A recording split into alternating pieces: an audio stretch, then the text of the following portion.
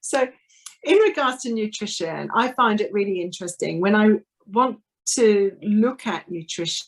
A lot of the time I'm a bit confused, because nutrition is obvious, isn't it? Because nutrition is eating your 5 a day and getting what you need from your diet. But a lot of the time with the clients that I work with, I find that despite having a very healthy way of eating, they still struggle with their health from a nutritional point of view.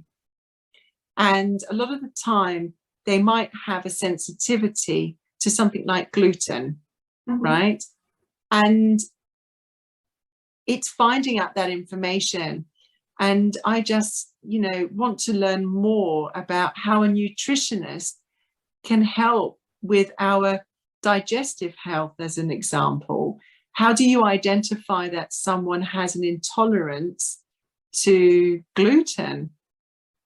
So the easiest way would be, or is the gold standard in the industry, is to do an elimination diet. So essentially, gluten and wheat is one of the most common allergens. The same with dairy or eggs or nuts.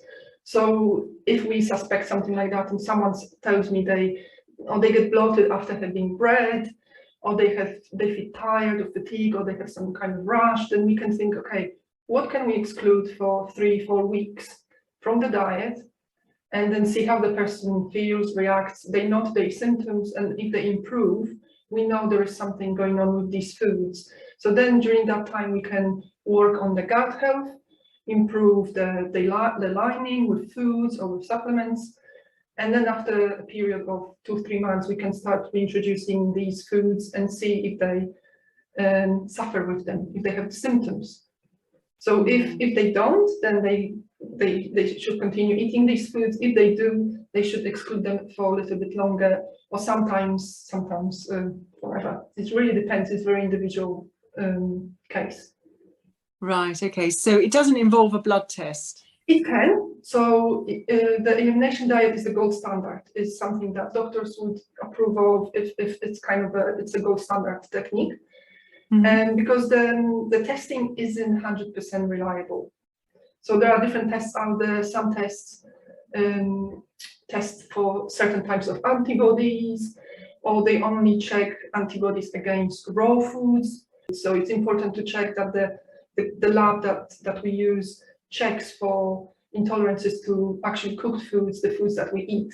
Because a lot of labs out there, the cheaper ones, they just test the raw foods, and the results may not be 100% accurate. So it's best to speak to someone and go with a more reputable lab that can test for both of these things. And yes, that can be helpful.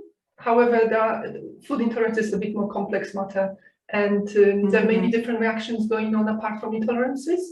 But it can be helpful. It costs money, anything from £100 to £300. It also can be helpful, as I said, but it's not the gold standard.